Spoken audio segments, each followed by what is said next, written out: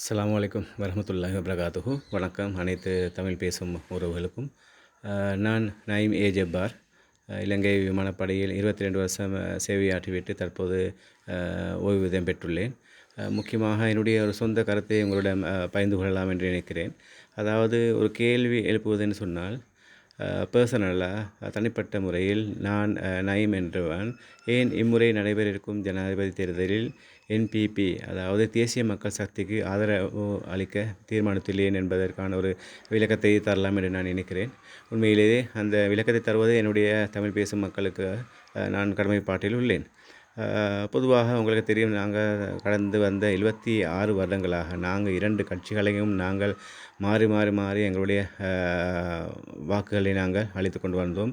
அந்த காலத்தில் அரசியல்வாதிகள் சரியான கபட்டித்தனமாக அப்படின்னு சொன்னால் நரித்தந்திரத்தில் எங்களுடைய மூதாதைகளுக்கு அவங்களுடைய தலைகள் போட்டுவிட்டார்கள். நீங்கள் ஒன்றோ அந்த கட்சி இல்லாட்டி இந்த கட்சி என்ற வகையில் எங்களுடைய மக்களை எங்களை 2 பாதிகளாக பிரித்து அதில் அவர்கள் கூதல் காய்ந்து கொண்டு வந்த சரித்திரம் எல்லாருக்கும் தெரிந்த விடயம்.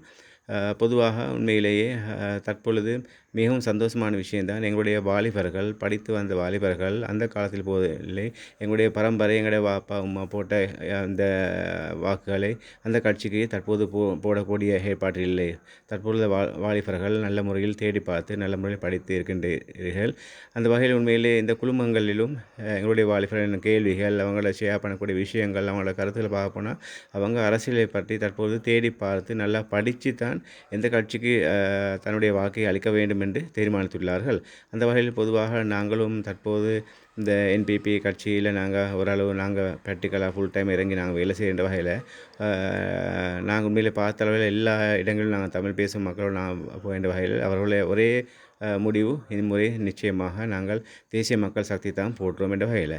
அந்த வகையில் இப்போ நான் சொன்ன அந்த விஷயம், உண்மையிலே நானும் இந்த கட்சியை தெரிவு செய்வதற்கான மிக முக்கியமான நோக்கம், நாங்கள் 76 வருடங்களாக எங்கள் ஊர்களில் நாங்கள் மாறி மாறி கட்சிகளை போட்டு நாங்கள் எல்லாம் ஏமாந்து என்ற வகையில் லாஸ்ட்டாக அவங்களுக்கு தெரியும், நாங்கள் அந்த அறக்கலைக்கு போகிறோம். நாங்கள் பர்சனலாக நாங்கள் கொஞ்சம் ஃப்ரெண்ட்ஸ் நாங்கள் சேர்ந்து இந்த அரசியலை பற்றி நாங்கள் கொஞ்சம் தேடி பார்க்க நாங்கள் ஆரம்பித்தோம். நாங்கள் தேடி பார்த்தால் தான் எங்களுக்கு ஒரு நல்ல முடிவுக்கு வந்த வகையில் நாங்கள் எந்த கட்சி பொருத்தமான, பொதுவாக எங்களோட ஒன்று சேர்ந்து பொருத்தமாக செல்லக்கூடிய ஒரு நல்ல கட்சி எந்த கட்சின்னு நாங்கள் பார்த்தோம். நாங்கள் அதை படிக்க வேண்டிய தேவையோடு எனக்கு வந்துச்சு.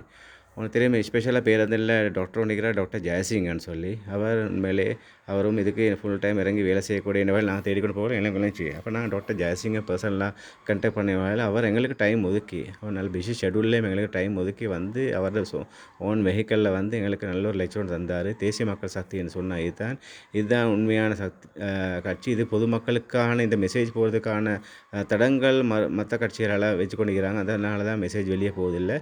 அந்த வகையில் அவங்களும் ப்ராக்டிக்கலாக இறங்கிறாங்க. அந்த வகையில் நாங்கள் உண்மையிலே நல்ல முறையில் அது சம்மந்தமாக நான் தேடி பார்த்த அளவில் உண்மையிலே எங்களோட மார்க்கத்தோட, இஸ்லாமிய மார்க்கத்தோட ஒன்று கிட்ட போகக்கூடிய ஒரு நல்ல ஒரு மார்க்கம் தான். எஸ்பெஷலாக இன்னும் வாதம் இல்லாத, அவங்களுக்கு தெரியும், திகன மாவனில் பல இடங்களில் உண்மையிலேயே இந்த அரசியல்வாதிகள் அவங்களோட அரசியலை கொண்டு போகிறதுக்கான முக்கியமான ஆயுதம் தான் இந்த இனவாதம். உங்களுக்கு தெரியும், நாங்கள் எல்லோரும் ப்ராக்டிக்கலாக ஃபேஸ் பண்ணினோம். முக்கியமாக இந்த கட்சியில் இனவாதம் இல்லாத ஒரே கட்சி, அது உண்மையிலே அடித்து சொல்லலும் எங்களுக்கு. நாங்கள் ப்ராக்டிக்கலாக இப்போது நாங்கள் இறங்கி ஒர்க் பண்ணுறதுனால இனவாதம், மதவாதம், குலவாதம், எஸ்பெஷலாக அதுலேயும் லஞ்ச மூலம் நிலச்சியும் இல்லை. உண்மையிலே எங்கிட்ட பொக்கெட்டால் போட்டு தான் நாங்கள் ஒர்க் பண்ணணும். நான் எங்கே போகிறேன்னு சொன்னாலும் எங்கிட்ட பொக்கெட்டால் போட்டு தான் ஒர்க் பண்ணணும். எல்லாம் வரவு செலவு திட்டங்கள், அவங்களோட டிசிப்ளின் சரியான இம்பார்ட் அவங்களுக்கு தெரியும். அந்த வகையில் இப்போ நாங்கள் இந்த கட்சியை பார்த்து படித்து தான் உண்மையிலே பர்சனலாக நாங்கள் உட்பட நாங்கள் இறங்கிக்கிறோம். உண்மையிலே இது எங்கிட்ட இப்போ எங்களுக்கு நாட்டில் ஒரு அரசியல் எங்களுக்கு இல்லாமல் இருக்க இயலாது. நாங்கள் நிச்சயமாக ஏதாவது ஒரு கட்சிக்கு போட்டே ஆக வேண்டும். அந்த வகையில் உண்மையிலே இப்போ எங்களுக்கு இந்த சில உறுப்புகள் எங்களுக்கு வாக்குவாதங்களை சிலவங்களை ஐடியாஸாக பாசனம் போக்கலை. எங்களுக்கு இந்த கட்சிகள் எங்களுக்கு இது இஸ்லாமிய கட்சியாக எங்களுக்கு மாற்ற இயலாது. அதை பொதுவாக எங்களோட சகோதரங்கள், தமிழ் பேசும் சகோதரங்கள் எங்களோட மார்க்கத்துக்கு ஏற்ற வகையில் 100க்கு 100 எங்களுக்கு மாற்றி வர இயலாது. ஆனால் நாங்கள் பொதுவாக நான் உட்பட எங்களோட முக்கியமானவங்க, எங்களோட முஸ்லீம் பேசும் தமிழ் பேசும் மக்கள் எல்லோரும் இந்த முறை நான் ப்ராக்டிக்கலாக இறங்கிறேன்னு சொன்னால், இது எங்களுக்கு அவங்க சில இதில் கொண்டு வரேன்னு சொன்னாலும் அது எங்களோட மார்க்கத்துக்கு அது எங்களுக்கு திணிக்கப்படுதா, அது எங்களுக்கு கஷ்டமே இருக்கா, அதை எங்களுக்கு கட்டாயப்படுத்துகிறாங்களா? இப்போ ஃபார் எக்ஸாம்பிள் என்ன சொல்கிறேன்னு சொன்னால், இப்போ இந்த இது ஆல்கஹால் என்று எப்பவுமே ஆல்கஹால் பாவிக்கிற பொதுவாக இனி பொதுவாக மார்க்கங்கள் எல்லாத்துலேயும் இந்த அனுமதி இல்லை. ஆனால் அவங்க பாவிக்கிறாங்க. அவங்க ஆல்கஹால் பாவிக்கிறதுக்கு அனுமதி கொடுத்தேன்னு சொல்லி நாங்கள் பாவிக்க போகிறோம் அந்த வகையில் அவங்க எங்களுக்கு திணிக்கிறவும் இல்லை. நீங்கள் கட்டாயம் குடிக்கணும். முஸ்லீம்கள், தமிழ் பேசும் மக்கள் நீங்கள் எல்லாம் கட்டாயம் குடிக்கணும் எங்களுக்கு அவங்க பல பண்ணுறல்லையே. பொதுவாக குடிக்கக்கூடியவங்க குடிக்கிறாங்க. பொதுவாக எங்கடவங்களும் குடிக்கக்கூடியவங்க குடிக்கிறாங்க தானே. அது ஒவ்வொரு இண்டிவிஜுவலுக்கும் இல்லை பிரச்சனை. அந்த வகையில் உண்மையிலே சில இப்போ நான் சொல்கிற மாதிரி இந்த இந்த அரசியலை மார்க்கமாக்கிக்கூடாது. ஏன்னா எங்களோட மார்க்கத்துக்கு அது முட்டுக்கட்டையா, எங்களோட மார்க்க வெடிங்களை செஞ்சு கொடுத்து முட்டுக்கட்டை இருக்கா, அது எங்களுக்கு கஷ்டம் இருக்கா, அது எங்களுக்கு முஸ்லீம்களுக்கு மிச்சம் கஷ்டம் இருக்கா சொன்னால் நிச்சயமாக நாங்கள் அதுக்கான நாங்கள் எதிரொலியை நாங்கள் கட்டாயம் கொடுப்போம். ஏன்னா அப்படி இல்லைன்னு சொன்னால் நாங்கள் இது எங்களோட கட்சி எந்த பிள்ளை செஞ்சாலும் நாங்கள் இந்த கட்சியில் தான் இருப்போம் என்ற அந்த மூட நம்பிக்கை, மூடத்தனம் அது எங்களுக்கு இருக்காது என்று நான் நினைக்கிறேன். அந்த வகையில் தற்போதுள்ள படித்தவங்க என்ற வகையில் உண்மையிலேயே கட்சிகளில் எது நல்ல கட்சி என்று நாங்கள் தெரிவு செஞ்சுக்கிறோம். ஏன்டா எந்த ஒரு கட்சி 100க்கு 100% நல்ல கட்சின்னு சொன்னால் அது எங்கே இருக்குமோ தெரியாது, முழு உலகத்துலையுமே இருக்குமோ தெரியாது. அந்த வகையில் ஈரத்தில் நல்ல கட்சி, அந்த கட்சியில் வச்சு நாங்கள் நிச்சயமாக ஏற்கனவே சொன்ன மாதிரி எங்களுக்கு இந்த கட்சியில் இல்லாமல், இந்த தேர்தல் ஒன்று இல்லாமல் ஒரு நாட்டை நடத்த இயலாது. அது பொதுவான சட்டம். அந்த வகையில் ஈரத்தில் நல்ல கட்சியை நாங்கள் தெரிவு செஞ்சுக்கிறோம். அதுதான் தேசிய மக்கள் சக்தி. அந்த வகையில் நானும் இந்த முறை தெரிவு செஞ்சுக்கிறேன். பொதுவாக நீங்கள் ஒவ்வொருவருக்கும் இது மெசேஜை பொதுவாக இப்போ நானும் டைம் எடுத்து இந்த மெசேஜை போடுறது நீங்கள் எல்லாம் விலங்க தேடி பாருங்கள். பொதுவாக ஸ்பெஷலாக குரூப்ஸ்களில் நீங்கள் அந்த வாக்குவாதங்களை பொதுவாக ஒரு வாக்குவாதத்தை விடுறதை விட உங்களுக்கு ஒரு டவுட் ஒன்று சொன்னால் நீங்கள் பர்சனலாக நீங்கள் தேடி பாருங்கள். யார் இந்த சைட்டில் ஒர்க் பண்ணுறாங்க, யார் தேசிய மக்கள் சக்தியோட இந்த ஒர்க் பண்ணுறாங்க, அவங்கள கண்டக்ட் பண்ணி அவங்களுக்கு டவுட் இல்லைன்னு சொன்னால் நீங்கள் பர்சனலாக கிளியர் பண்ணிக்கோங்க. பொது குரூப்புகளில் நீங்கள் திடீர்னு அள்ளி போட்டான்னு சொன்னால் ஒவ்வொருத்தரோட அறிவு மட்டங்கள் பல மட்டங்கள் இருக்குது. அவங்க வாரவங்களும் வரமாட்டாங்க. இது இன்னமும் பெரிய பிரச்சனை ஒன்று இருக்குதுன்னு சொல்லி அவ்வளோ திங்க் பண்ணக்கூடிய சிலவங்களும் இல்லை. அந்த வகையில் நான் பிரதர்ஸ் சொல்கிறேன், கட்டாயம் நீங்கள் உங்களுக்கு என்னமா டவுட் இருந்தால் சொன்னால் பர்சனலாக கண்டக்ட் பண்ணுங்கள். பொதுவாக நான் இருக்கிறாங்க. அப்போ நானும் ஒருத்தனாக இருக்கிறேன். இன்னும் பல முஸ்லீம்கள் இந்த இதில் ப்ராக்டிக்கலாக இந்த முறை எல்லா ஊர்கள்லையும் இறங்கி ஒர்க் பண்ணுறாங்க. அவங்கள கண்டக்ட் பண்ணுறேன். எங்களுக்கு நாங்கள் ட்ரை பண்ணுறோம். எங்களுக்கு ஆன்சர் தரேன்னு சொன்னோம். இல்லாட்டி நாங்களும் மேலே கண்டக்ட் பண்ணி சரியான ஆன்சரோடு உங்களை தர பார்க்குறோம். அதை குரூப்புகளில் நீங்கள் வாக்குவாதங்களில் நீங்கள் ஈடுபட்டு வருவான என்ற வகையில் உண்மையிலே நாங்களும் தேடி பார்த்து தான் இதை நான் உண்மையிலே நாங்கள் ஒரு மெசேஜாக நான் உங்களுக்கு தரேன். என்ற நாங்களும் இல்லாட்டி நாங்கள் பொறுப்புதாரியும். நான் சும்மா வேறொரு நாங்கள் இல்லை ஒரு கெட்ட கட்சி, அதாவது பொருத்தமில்லாத ஒரு கட்சி ஒன்று தெரிவு செஞ்சு கொண்டு நாங்கள் பொதுமக்களையும் நாங்கள் கஷ்டத்தில் போடுவோம் என்று நீங்கள் நினைக்கக்கூடாது. அதுக்கான பாவங்கள் எனக்கு தான் வந்து சேரும்.